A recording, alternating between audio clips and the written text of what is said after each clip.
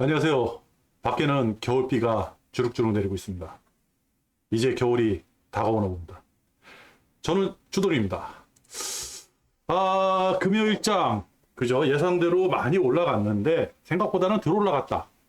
그리고, 목요일 저녁, 나스닥, 기가 막히게 올라갔죠. 저도 생각보다 너무 많이 올라가가지고 깜짝 놀랐어요.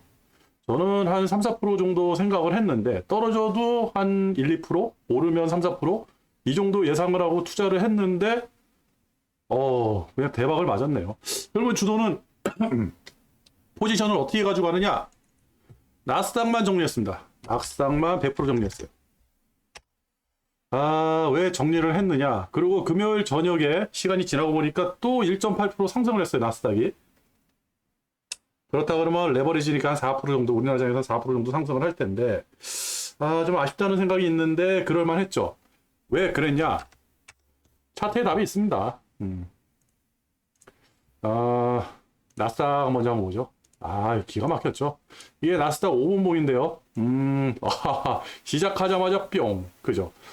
10시 30분에 CPI 지표가 발표되고 나서 몇이 나왔는지도 몰랐는데 벌써 주가는 알아서 움직였어요. 유럽장 폭등하고 환율 주룩주룩 떨어지고, 그죠. 하여튼 뭐 난리가 아니더라고요. 근데 처음에 이제 나스닥이 개장을 하고 나서, 이거는 저 1시간 늦은 건데? 그죠? 근데 뭐 이걸로 말씀을 드릴게요. 개장하고 나서 대략 얼마나 떴습니까? 한 4% 정도 떴었죠? 개장하고 나서.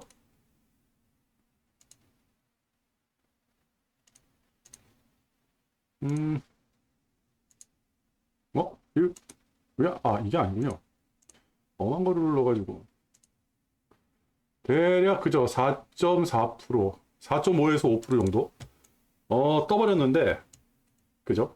떠버리고 나서 유심히 보고 있는데 사실 좀 내려올 줄 알았어요. 그러니까 제가 예상한 거는 이렇게 미친 듯이 뻗쳐나가는 게 아니라, 그죠? 이렇게 뻗쳐나가는 게 아니라, 결과적으로는 7%에서 끝났죠. 7%, 7.5%? 결과적으로는 대략 한 7.2%, 7.2%, 한 7.3%, 7.3% 정도에서 끝났는데, 이게 아니라 제 예상은 어떻게 됐었냐면, 시작하면서 떨어졌다가 올라갔다가 다시 떨어졌다가 다시 횡보. 그래가지고 시가를 맞추는 이런 예상을 했었거든요. 왜? 이 공백이 너무 큰 거예요. 아무리 알고리즘 매매라 그래도 이 정도 갭을 띄워가지고 시작을 한다? 라고 한다 그러면요. 이 안에 있는 공백이 사라져버려야 되거든요. 그죠? 어떻게 해서 매물 소화가 돼야 되는데. 그죠? 뭐 우리나라 같은 장이 아니라 특히 이 미국 장에서는 이 정도 갭이 떴다 그러면 이거 분명히 메꿔야 되거든요. 기계적으로 메꾸든지 아니면 사람 심리적으로 메꾸든지. 이 정도 떴으면 제가 만약 나스닥에 어떤 종목이 있다. 지수가 4% 떴다. 그러면 소형주들, 특히 소형주라든지 개별주들 이런 거는요. 보통 한 10%에서 20% 사이에서 다 왔다 갔다 할 거예요. 그죠? 그리고 성장주, 환율이 어마어마하게 떨어졌잖아요. 성장주가 뻥뻥 나가지고 제가 이날 한 20% 수익이 났다. 그러면 팔아야죠. 이 안 좋은 장에서 안 팔아요. 쭉쭉쭉. 그죠?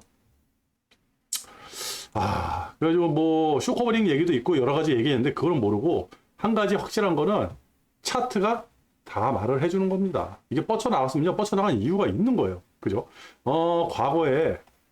과거에 우리가 그런 일이 한 번 있었죠. 9월 CPI 발표했을 때 요때가 9월 CPI 발표했을 때인가요? 13일. 맞네요. 그죠? CPI 발표, 이때는 9시죠. 지금 서머타임 때문에 10시 반에 발표를 하고 장이 11시 반에 열리는 거고요. 이때는 9시 반에 발표하고 장이 10시 반에 열렸습니다. 10시 반에 장이 열리면서 갭 하라 그랬어요. 그죠? 이때 얼마가 빠졌나요? 2.7%, 대략 한 3% 정도 빠졌어요. 3% 빠지고 나서 이 공백, 이거는 어떻게 해서는 메꾸려고 그래요. 그래서 저는 올라갔다 떨어질 줄 알았더니, 그냥 말아 올리더라고요. 그죠? 어떻게 해서든. 이게 역사적 최저점이 되어버린 거예요. 이날. 그죠? 그래서 저는 이걸 예상을 한 거예요. 이거를 예상을 해가지고 나스닥에 투자를 한 거거든요. 그게 무모하게 그냥 도박식으로 배팅한 게 아니라, 저는 여기서 만약에 갭 하락이 나오더라도, 그죠? 뭐, 지수가 지금 7.7이라는 어마어마한 숫자가 나왔다 그러는데, 그게 뭐, 뭔지는 잘 모르겠어요. 하여튼 뭐, 8.1, 8.2, 8.3 해가지고 만약 갭 하락이 떴다. 여기서 시작을 했다. 그러면, 제 생각에는 한 반쯤 올라왔다가, 뭐 한 2, 3% 떨어지겠죠? 반쯤 올라왔다가 다시 내려가든지 아니면 저번처럼 말아 올리든지 둘 중에 하나가 아닐까. 그렇다면 위험 부담이 적잖아요. 그죠? 그리고 개파락을 해서 떴다 그러면 이때 당시 우리나라 장은 이만치 올라와 있으니까 여기서 공매도 치기 딱 좋거든요. 곱버스 치기 딱 좋잖아요.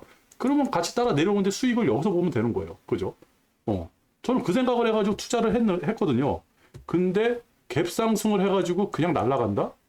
깜짝 놀랐어요. 그렇다 그러면 다시 최소한 한 1, 2%? 과하면 한 3%? 반 정도. 그 시작가까지는 다시 내려오지 않을까라는 생각으로 이제 저는 일정 부분 정리를 했던 거죠. 그래가지고 정리를 하다가 우리 장 막판에 2시 이후에 오버슈팅이 확 나더라고요. 그래가지고 야 이거 오버슈팅 났으니까 일단 정리를 해야겠다. 그래가지고 또 한번 정리를 해가지고 저는 다행히 좀 좋은 가격에 정리를 했고요. 근데 금요일 저녁에 나스닥은 다시 상승을 했죠. 그죠? 역시 나스닥. 우리 장은 어떻게 될지 모르죠, 월요일날. 상승을 할 것 같긴 한데, 그래가지고 제가 지금 레버리지에다가 투자하기가 좀 애매한 게, 미국 장보다는 지금 먼저 10월 장에서는 우리 장이 훨씬 좋았는데, 지금 우리 장보다는 미국 장이죠. 왜? 환율. 이거 따라가지 못하거든요. 달러 지수가 떨어진다는 거는. 그렇다. 저는 이제 그런 식으로 생각을 했던 거예요. 그래가지고, 위험 대비 수익이 더 클 것 같다 그래가지고 그 투자를 했던 거고, 제가 연구한다든지 어디서 소스를 받아서 한 건 아니니까요. 그죠? 그렇다. 근데, 금요일 날도 시작을 하면서, 상승하다가 계속, 그죠? 그리고, 환율. 우리나라 환율을 보더라도요.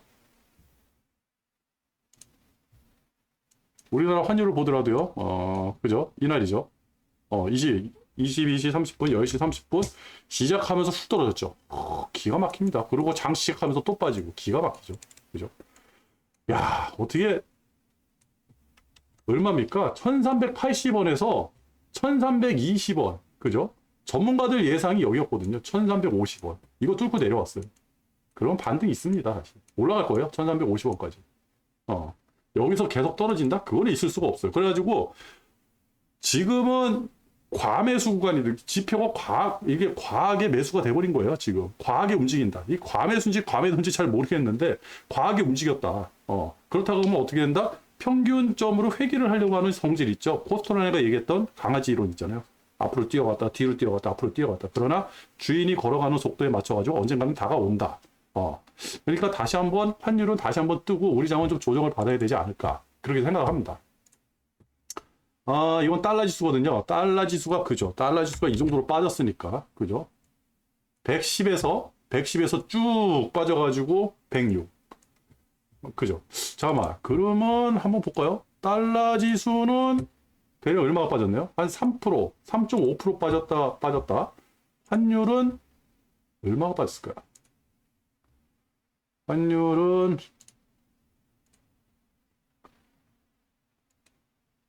대략 한 4.5% 빠졌네. 그죠? 과하게 빠졌다. 제 생각에는. 그죠?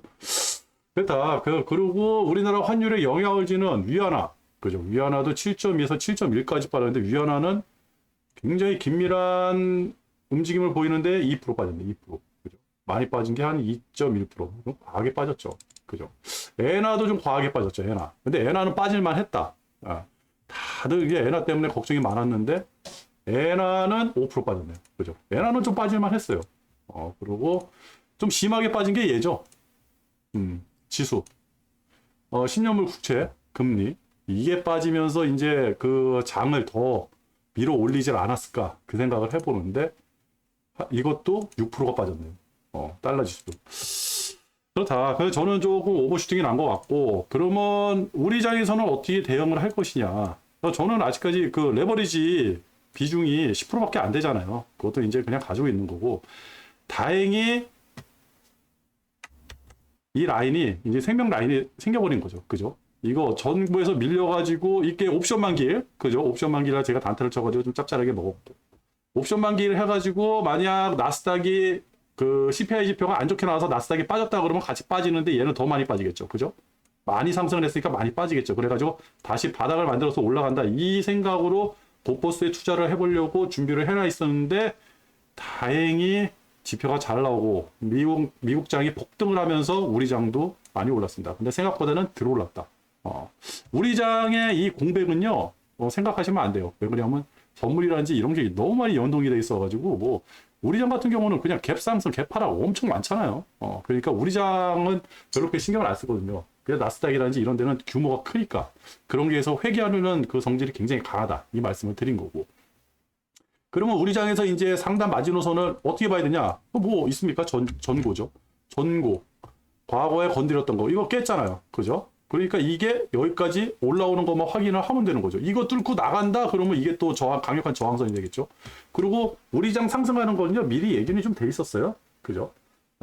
제가 이제 그 좀 보는 차트인데, 이거는 잘 말씀을 안 드렸는데, 이게 26일 이전에 차트하고 비교를 하는 거예요. 좀 뭐 어려운 용어가 있는데 그런 거는 모르셔도 됩니다. 저도 그런 거 생각 안 해요. 그냥 보는 거지. 여러 가지 차트가 있는데 제가 이걸 잘 보거든요. 요게 26일을 후행을 해요. 26일을 후행을 하는데 과거의 라인을 뚫고 나올 때 그러면 상승하더라. 여기도 뚫고 나오니까 상승을 했죠. 그죠? 여기까지. 상승을 하더라. 이런 거예요. 여기서 뚫고 나왔으니까 여기서부터 상승을 하겠구나 이 생각을 했던 거예요.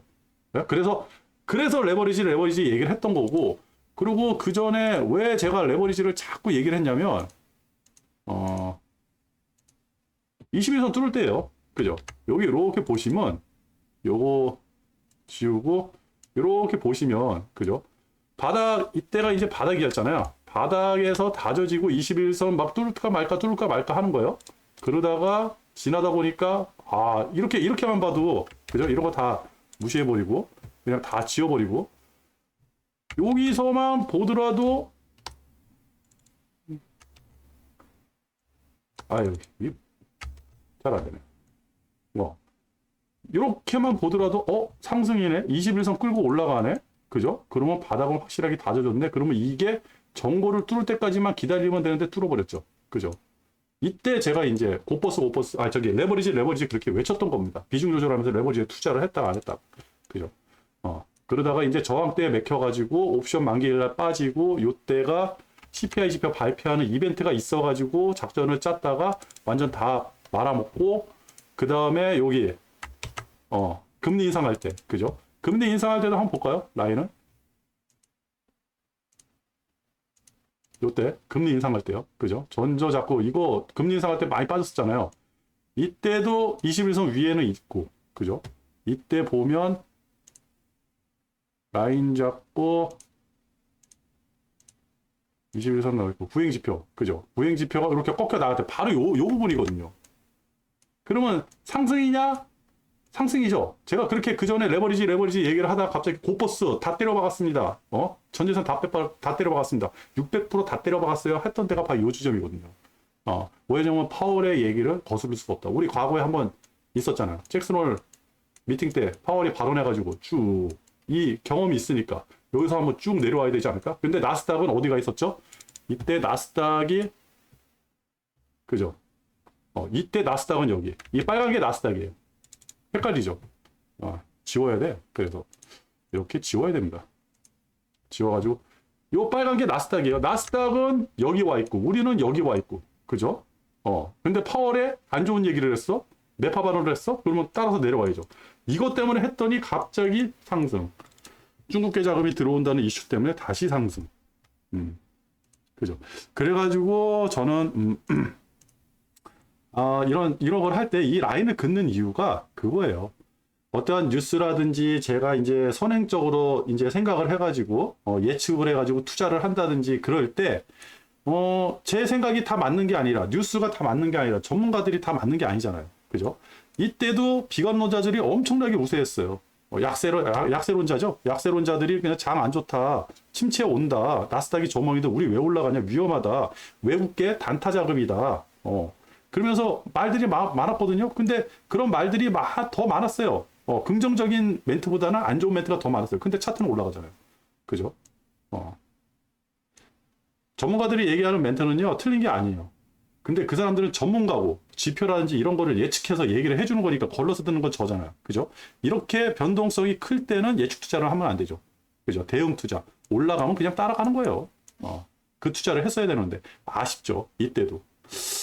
그래서 저는 그렇게 생각을 하고요. 지금 같은 경우는 저는 일단은 코스피보다 나스닥을 계속 유지를 하고 일단은 일부분 정리를 했잖아요. 근데 새로 어디다가 투자하기가 좀 애매해요. 개별주도 그렇고 그래가지고 이번 장은 지금 가지고 있는 요것만 가지고 좀 가볼 생각이에요. 그리고 차트가 꺾일 때 그때 비중 조절을 하고요.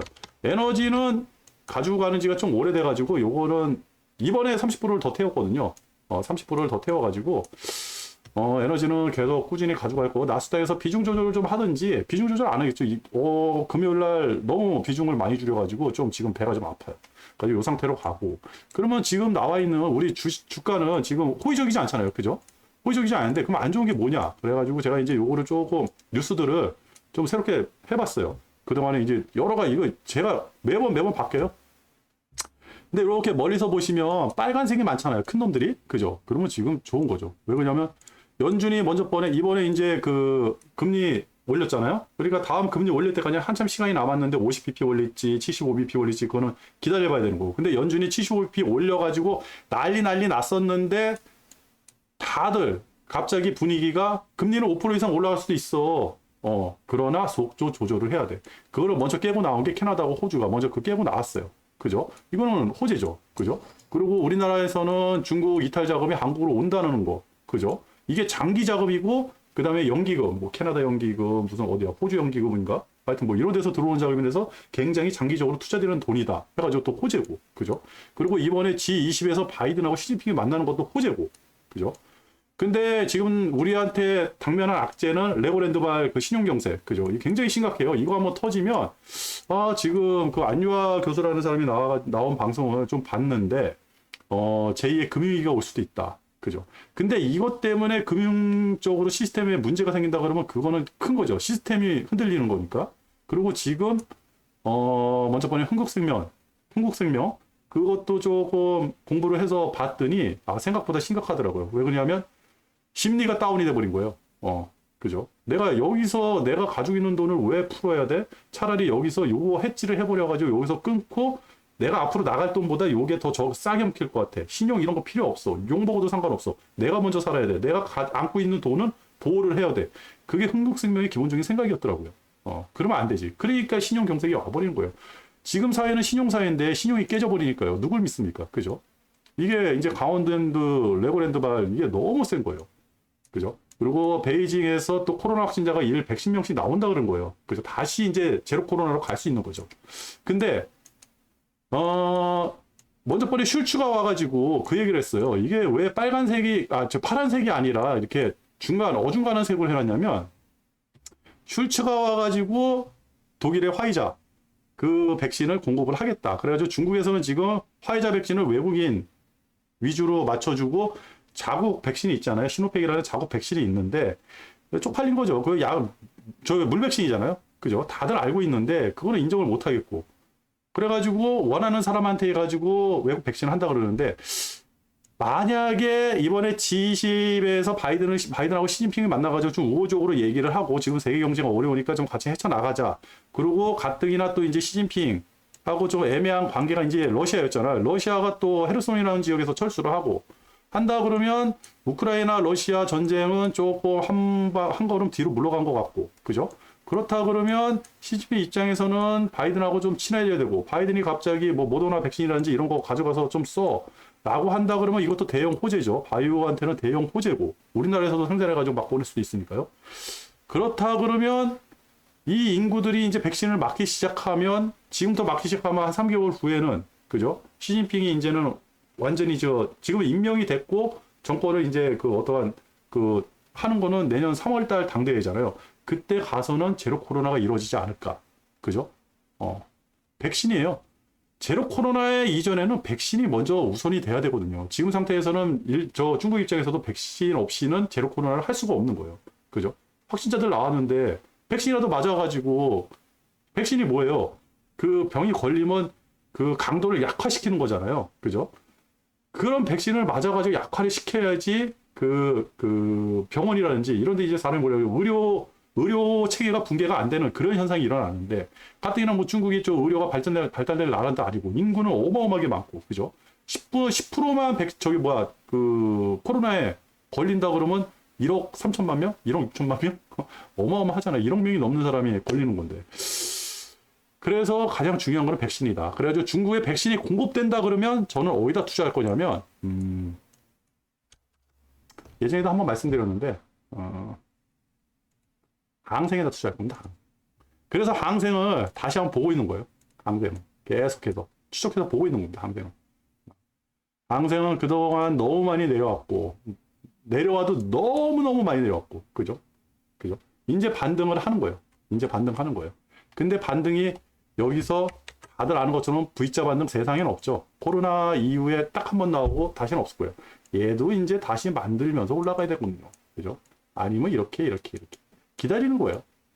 바닥은 나온 것 같고, 그죠? 14,660 바닥은 나온 것 같고, 한번 꺾여서 조정을 받을 때, 그러니까 상승분에 어딘지 모르겠지만 상승분에 지금으로 친다 그러면 악재가 나왔으니까 말 한다 그러면 50%라고 한다 그러면 16,000까지 거꾸러진다 그러면 여기서 1차 매지 이런 식으로 해가지고 한번 사볼 생각입니다.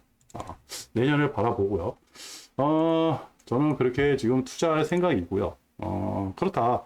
그리고 뭐 볼 거 없잖아요, 그죠? 볼 거 없고 삼성전자 차트만 한번 살짝 보고, 우리나라는 뭐 삼성전자 굉장히 중요하잖아요. 삼성전자도 무너지다가 겨우 살아난, 그죠. 삼성전자도, 그, 선행 차트, 요거 보시면요. 삼성전자가 먼저 시작을 했죠. 이렇게, 요거 올라올 때, 그죠. 이렇게 올라갈 때가 이때예요, 이때. 이게 여기입니다. 그죠. 이게 여기예요. 여기. 그러면 이게 며칠이냐? 10월 24일. 굉장히 선행했죠. 10월 24일 날 벌써 얘는 신호를 준 거예요. 상승하겠다고. 그러면 이때부터 우리는 준비를 했어야죠. 그리고 쭉 상승을 한 거고. 10월 24일이 57,000원이네요. 57,000원에 얘는 벌써 우리한테 신호를 준 거고. 그죠? 선행을 하는 거예요. 이런 걸로 봐가지고. 그래서 제가 요거를 이제 잘 보진 않는데, 변동성이 클 때는 좀 본다. 그리고 다시 한번 말씀드리지만 장은 뭐 좋다. 뭐 지금 와가지고 뭐 안달복달 할 필요도 없고 기다리면 된다. 지금 와가지고 갑자기 우리 장 이렇게 갭 떴다 그래가지고 내일 음봉이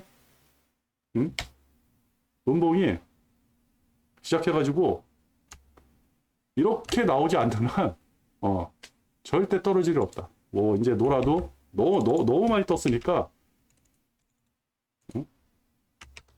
놀아도 여기서 놀다가 올라가겠죠. 그죠? 지금 같은 경우에는. 그리고 뭐 알고리즘 매매라든지 이런 것들이 뭐 달러, 환율, 그 다음에 뭐 달러 지수, 그죠? 위안화, 이런 것들이 이렇게 떨어졌는데 갑자기 예전대로 원상 회복을 한다? 이런 것도 있을 수 없고. 그리고 지금은 나스닥만 쭉 보면 돼요.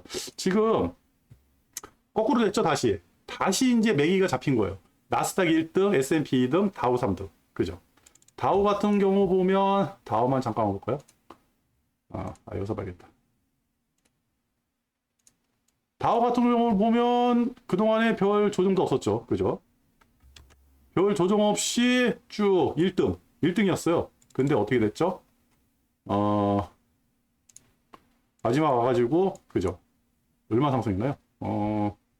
얼마 상승 못했죠. 보합에서 끝난 것 같은데? 그죠?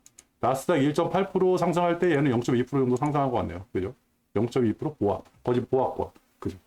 이렇게 된다. 나스닥이 1등으로 바뀌었다. 제일 먼저 상승을 한다. 여기 나오네요. 0.1% 상승했네요. 그죠? S&P 500이 0.9%, 나스닥이 1.8%. 아니, 왜? 홍콩이 거기가 있어가지고 헷갈리게. 그죠? 이렇게 내와야지. 했다. 그죠? 나스닥 1등, S&P 500 2등, 다우 3등. 이렇게 됐다. 그렇다 그러면 매기는 붙었다. 그죠? 매기를 붙었다는 걸 보여주는 거는 다시 한번 말씀드리지만 차트다. 일봉 차트만 봐도 매기는 붙었다.